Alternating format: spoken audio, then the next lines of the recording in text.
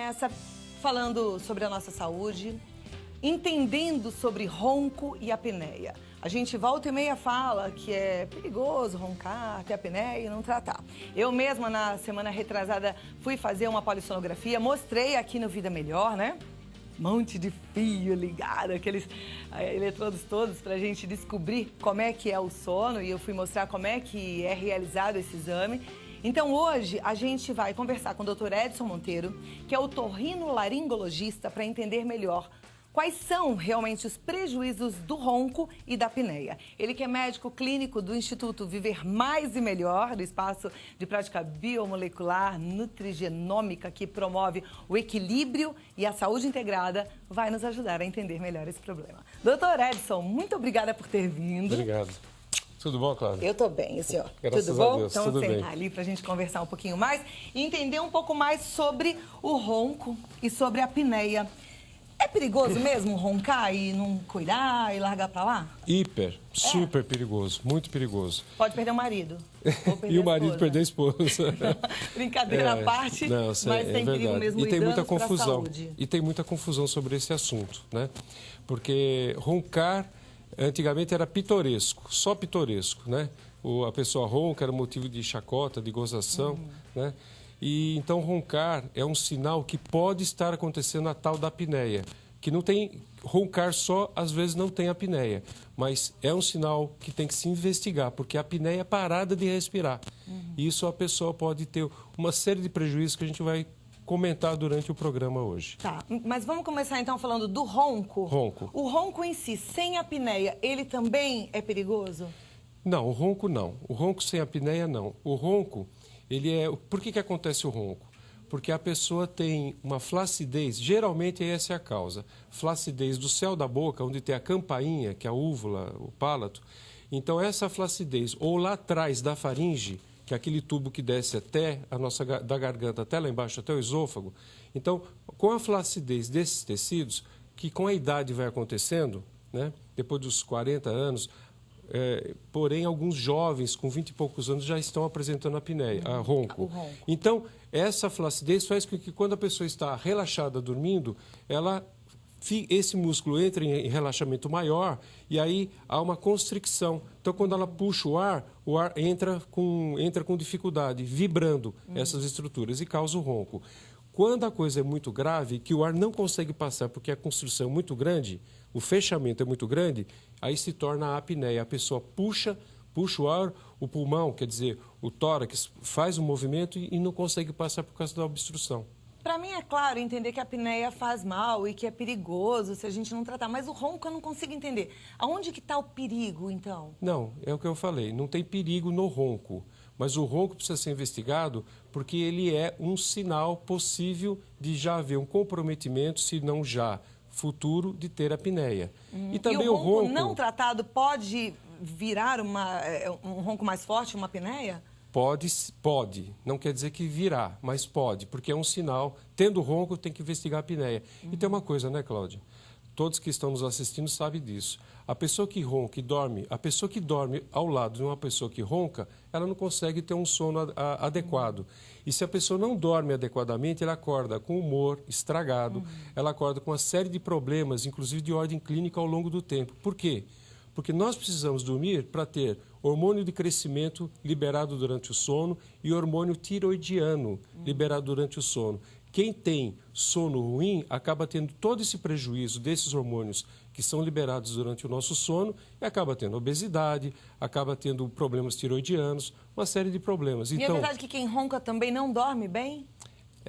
Quem ronca... Não, quem ronca não. Quem ronca está dormindo muito bem. Porque dizem que quem ronca e quem tem, por exemplo, apneia, não tem um sono reparador, um sono de verdade. Apneia. Só apneia, o ronco não. Não, ronco não. Mas, geralmente, quem ronca tem algum grau de apneia. A apneia, essa parada respiratória, ela é considerada normal se a pessoa tiver até 5 episódios de apneia durante o registro do exame, né, por hora, né?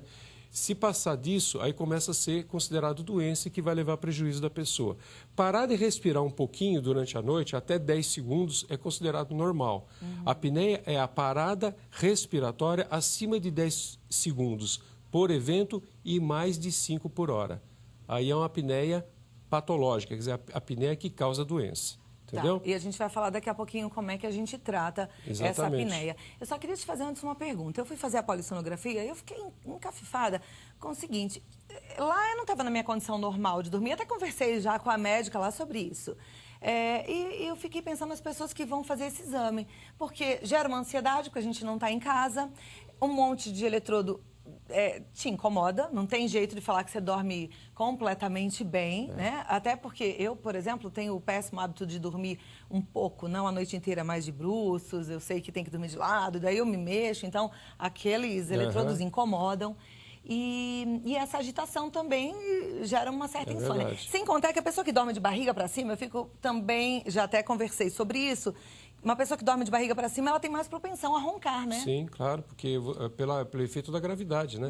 O céu da boca, eu estou usando termos mais simples, né? O céu da boca, ele está ali, cai para trás. Se você está de lado, é uma forma que evita o ronco. Você tem toda a razão. Que o ambiente, por mais confortável, por mais que seja um ambiente com ar-condicionado, com TV de plasma... Não, é super gostoso, eu mostrei aqui Por no melhor programa. que seja, Mas inóspito, não é a sua cama, não é o seu quarto. É verdade. E por isso que hoje em dia já existe a iniciativa de se fazer esse exame em casa. Então é como se fosse aquele exame de pressão Holter que coloca, vai na clínica, coloca o aparelho, a pessoa passa 24 horas com o aparelho, depois volta e descarrega os dados na clínica, no computador. Já existem aparelhos para verificar o sono, que analisa todos os parâmetros daquele aparelho grande que faz nos institutos, ótimo, então. que aí é melhor. Porque a pessoa vai, ela é instalado o aparelho e ela vai para casa. E às vezes até, haver necessidade, vai um técnico e dá o repasse final na cama, no quarto da pessoa. Depois vai embora e deixa a pessoa em casa. É muito mais confiável um exame desse.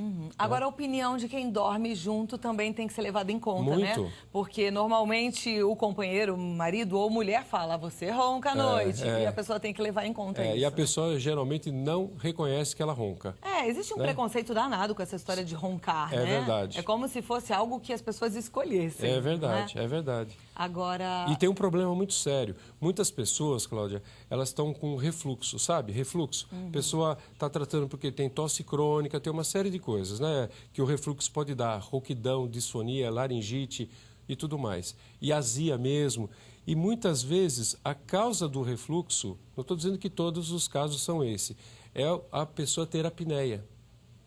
Por que isso? Porque quando a pessoa está deitada, está na posição da gravidade deitada, o esôfago ele tem que permanecer e fica fisiologicamente fechado, contraído o tempo todo, que é para o suco gástrico não voltar para a garganta e queimar as estruturas lá em cima. E não gerar sinusite, inclusive, por causa do gás que sobe. Quando entra em apneia, o sofrimento é tão grande, a pessoa entra em arritmia, eu tenho dados aqui mostrando exames, vai ser colocado no ar, entra em arritmia e o esôfago relaxa, que não deveria, o suco volta. Então, muitas vezes, a pessoa está tratando de um refluxo a vida inteira e, no final das contas, não investigou a questão da apneia.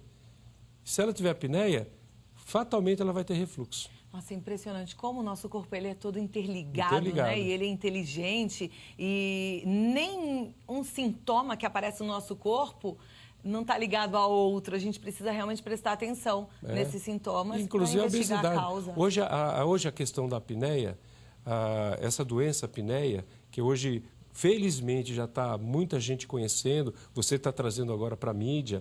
Enfim, essa doença é considerada parte da síndrome metabólica, que é diabetes, hipertensão, obesidade. Por quê?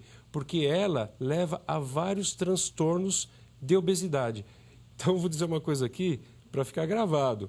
Não é o gordo que tem apneia e ronco. É a apneia que leva a pessoa a engordar. Olha.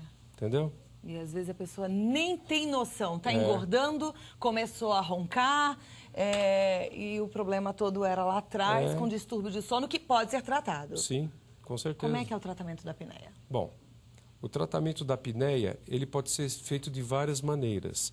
Se a apneia for leve, a pessoa pode começar com o tratamento até usando próteses dentárias, né, que segura o palato, tudo, para casos leves. Não resolve todos os casos. Mas os casos mais leves, bem indicados, isso é o primeiro tratamento. Se for casos mais sérios, que a polissonografia vai mostrar, aí já existem outros tratamentos, né? Então existem até aquela máscara que eu trouxe uma imagem aqui, que é o CPAP, que a pessoa põe a máscara e aí toda aquela constrição que nós falamos, ela vai ser vencida, está lá no vídeo, por exemplo. Então a pessoa dorme com aquele compressor e aquele cabo ligando na máscara. E a noite inteira, aquele aparelho vai empurrar o ar para a pessoa... Mas, doutora, a pessoa tem que dormir a noite inteira com esse aparelho? E se ela viajar, ela carrega isso aí na malinha. Não é desconfortável? Olha, é desconfortável, mas é um salvador de vidas. Porque isso aí faz com que a pessoa reverta todo o seu quadro hormonal. Todo, inclusive os hormônios sexuais, que eles caem por causa da apneia. A testosterona cai, os estrógenos, tudo cai. Né? Então cai a libido, cai a força muscular, cai tudo. Gente, eu estou pensando, tanta gente sofrendo com tudo isso, com queda desses hormônios, com enfraquecimento muscular. Então, é muito importante usar... Tratar a apneia. Sim, é muito importante então usar aparelho. A pessoa vai usar aparelho quando? Quando ela não quer se submeter a um tratamento cirúrgico mais sério, um tratamento cirúrgico que é muito sofrido, mas é resolutivo. Eu trouxe um exame aqui para mostrar o pré e pós-operatório de um caso que eu tenho mais de centenas de casos feitos, são 30 anos operando isso. E tem também o tratamento cirúrgico e tem o tratamento cirúrgico tanto do parto, da língua, etc. Tem várias, dependendo do que seja o problema que está obstruindo, é um tipo de tratamento cirúrgico. Quando que a pessoa opta pela cirurgia? Quando a pessoa opta pelo CPAP. Ela opta por aquela máscara quando ela não tem condições clínicas de ser operada ou ela não quer enfrentar uma cirurgia. Então, o CPAP é ótimo, é resolutivo, mas ele não vai curar a doença. Ele vai contornar o problema e a pessoa vai ficar muito bem, obrigada, e restabelecer a sua saúde física. Bom, mas se a pessoa já está com os comprometimentos gerados pela apneia e aí já não pode mais se submeter a uma cirurgia... Aí tem que usar o CPAP. Então, usa o CPAP. Exatamente. Que, como eu vi... E já entendi, não é um desconforto, ao contrário, é um desconforto, mas que vai trazer muitos benefícios. Salvador de vida. Salvador de vidas, Exatamente. A gente não tem nem o que falar, né? Exato. Tem que realmente procurar um bom médico e investigar se você tem apneia e se você precisa usar o CPAP. A gente volta para conversar sobre esse assunto e outros e responder as dúvidas dos telespectadores já, tá bom? Perfeito. Continuo com o Dr. Edson Monteiro. Esse assunto de hoje está muito importante. Quero chamar a sua atenção porque realmente é sério, viu? Você que acha que tem apneia, você que ouve o seu parceiro, sua parceira, seu esposo, sua esposa, falar que você ronca, presta atenção, porque é uma questão de saúde e, como disse o doutor, a gente pode salvar a sua vida se você prestar atenção nesse. A gente está num papo muito bom aqui, porque aprender sobre saúde é realmente algo que me estimula. Eu acho tão importante a gente entender, cuidar dessa máquina que nos move, né, e nos leva à vida tão melhor que a gente sonha, de forma séria. E aí, doutor Edson Monteiro, que é otorrinolaringologista, está me ajudando a entender um pouco mais sobre o ronco, sobre a apneia, já falou coisas importantes aqui, inclusive sobre a grande preocupação que você deve ter se você roncar, porque o ronco normalmente está associado à apneia, e se você tem apneia, precisa tratar, tá certo, doutor Edson? Com certeza, porque isso é estatístico, viu, Cláudia? As pessoas estão tendo sonolência no volante, né, não sabe por quê, estão tendo sonolência operando máquinas, dirigindo ônibus em estrada, levando passageiros, né, pilotos de avião. Imagina quanta responsabilidade, quanta gente tem por aí, né, e tem sonolência durante o dia e não sabe qual é a razão. Porque você está tendo micro despertares durante a noite, porque o seu cérebro acorda para você poder tomar ciência do seu corpo, que automaticamente você não está conseguindo respirar, então você vai ter que puxar o ar. Quer dizer, isso é um sinal de que você pode estar tendo apneia. E precisa ser tratada. Se for uma apneia simples, a gente foi conhecer um caso de perto e existe uma solução interessante. Vamos assistir agora esse depoimento.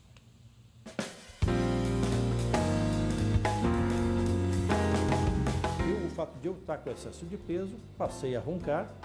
Minha esposa reclamou disso, mas eu já estava dentro da área, já imaginava que as coisas estavam acontecendo com os 10 ou 15 quilos que eu adquiria a mais e passei a usar o aparelho. Eu quis experimentar. E é lógico que eu tenho as minhas preferências pessoais, eu gosto mais de um modelo por ser mais ou menos confortáveis, obviamente. Tal qual um aparelho de ortodontia de um adolescente, você acostuma, ele é muito bem recebido, né, o aparelho para o ser humano. A obesidade mórbida são máscaras nasais, que é para apneia grave, a gente chama de CPAP. CPAP é CPAP, que é a abreviação do inglês com Continuous Positive Airway Pressure, pressão contínua positiva. são respiradores mecânicos. São máscaras que se colocam, presa por um aparato que segura essa máscara na cabeça. Ela tem um cano que é ligado a um outro aparelho e ele vai injetar ar no indivíduo. Então, pela pressão do ar, ela mantém a passagem de ar aberta.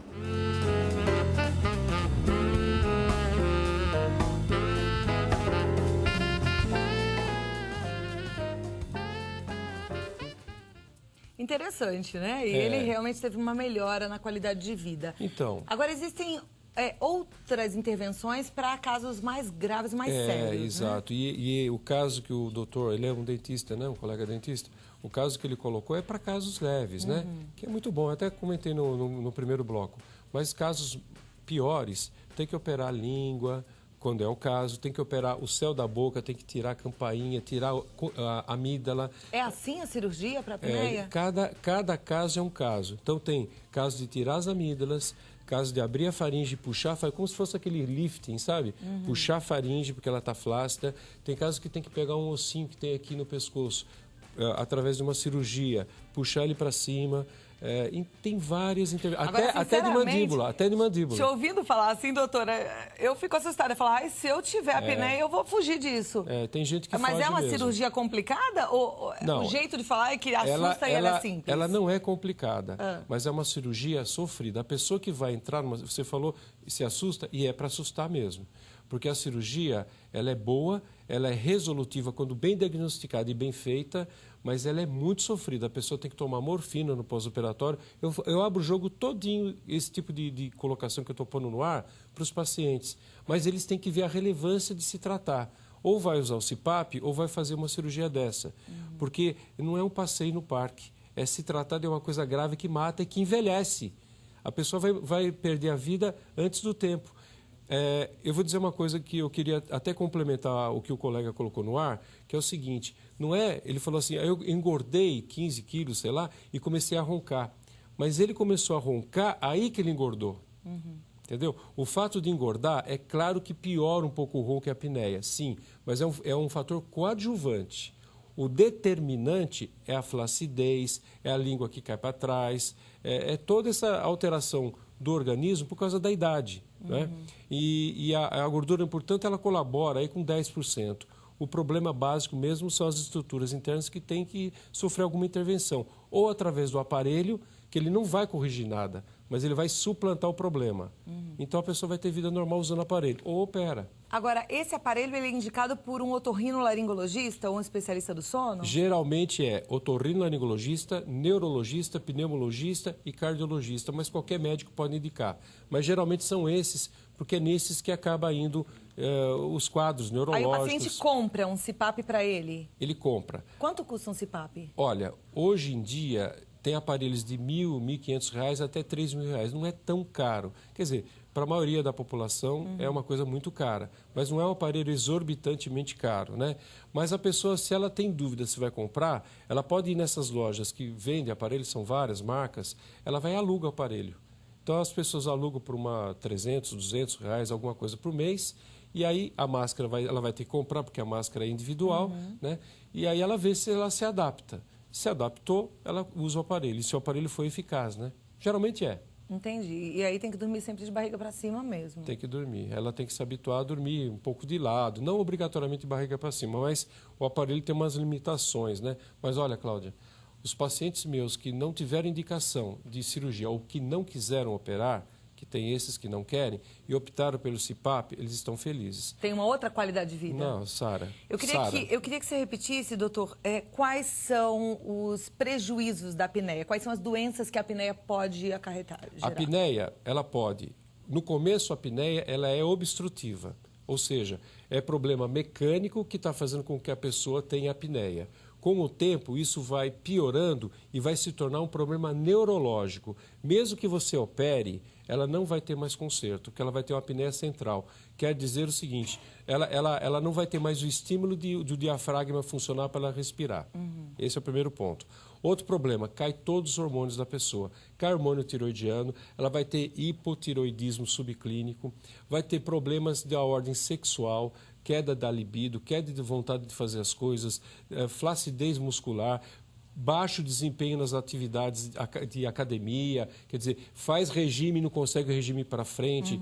Então, é todo esse colorário. Você falou até de diabetes, né? E o pior é diabetes, claro. Problema cardíaco também. Cardíaco também. A pessoa pode infartar durante o sono com apneia. Porque os registros mostram nos exames, vários pacientes, que quando ele entra em apneia, o coração vai bradicardizando, quer dizer, desculpa o termo, a pessoa às vezes não sabe o que é bradicardia. Vai caindo a frequência cardíaca e aí começa a entrar em falta de oxigenação, aumenta a frequência cardíaca e entra em arritmia. Todas as apneias são potencialmente risco cardíaco. Bom, já sabemos que temos que cuidar, né? E levar a sério. Algumas perguntas foram deixadas lá no Face. A Kemily Leandro Hidalgo, de São José do Rio Preto, diz que meu marido tem apneia grave, fez uma cirurgia de adenoide, mas o médico disse que ele não está curado. Existe algum procedimento para a cura? Então, existe procedimento para buscar cura. Nem sempre é possível. A cirurgia, ela pode curar ou pode amenizar, melhorar muito o quadro. A cirurgia da adenoide só não é suficiente em geral, né? Então, precisa investigar melhor, talvez tenha que fazer uma úvulo-palato-faringoplastia, é um nome complicado. É uma cirurgia do palato, das amígdalas, e, enfim, tem que investigar o caso. Então, ela tem que investigar, porque se a adenoide só não resolveu, tem que buscar mais recursos. A Paty Wolf, de São Paulo, pergunta se é verdade que existe um tipo de aparelho feito por dentista que ajuda na apneia. A gente mostrou aqui. Nós vimos num vídeo. E realmente ajuda? Ajuda. A Rosânia Maria Gonçalves Evangelista diz que o marido dela tem 53 anos, é magro, pratica esportes, já operou para melhorar a apneia há muitos anos, porém anda sofrendo novamente com a apneia e também com refluxo. O que ela deve fazer? O refluxo nós já comentamos, né? A apneia pode gerar o refluxo. Ela precisa ser investigado para avaliar se há necessidade de um retoque em algum ponto da cirurgia ou se o caso demanda agora usar o CPAP. Uma pessoa que fez a cirurgia, ela pode fazer novamente a cirurgia? Pode ser necessário fazer um retoque, é pouco provável, mas é possível. Ok. Tem outras perguntas, a gente vai passar todas para que depois o senhor possa responder aos nossos telespectadores, viu, doutor Edson? Muito obrigada pelo assunto, um assunto tão importante. Alguma consideração final? Não, eu estou muito feliz de estar aqui de novo com vocês e é sempre importante a gente trazer esse tipo de assunto, né, na mídia, porque muitas pessoas desconhecem ainda e estão se tratando de outras coisas, dando a volta em cima de problemas e que às vezes a causa pode ser identificada se investigar, por exemplo, no caso aqui, uma apneia, né, Cláudia? E eu vou falar, enquanto a gente é jovem, está com saúde, a gente precisa procurar tratamento. É muito interessante que às vezes a gente fica com preguiça ou com medo, fala, uma cirurgia tão... E aí empurra com a barriga, né? Só que lá na frente os prejuízos são grandes e aí já a dificuldade para operar é maior e aí você já perdeu tanto em qualidade de vida. Então, busque cuidar da sua saúde enquanto há tempo, viu? E eu conversei com o Dr. Edson Monteiro, que é otorrinolaringologista. O site é o www.edsonmonteiro.med.br e um contato para você tirar suas dúvidas com o Dr. Edson é edson@edsonmonteiro.med.br. O telefone 0 operadora 11 2950 2339, tá certo? Muito obrigada. Gostei muito do nosso bate-papo aqui hoje. Foi ótimo. Também. Até a próxima, doutor Edson. Se Deus quiser.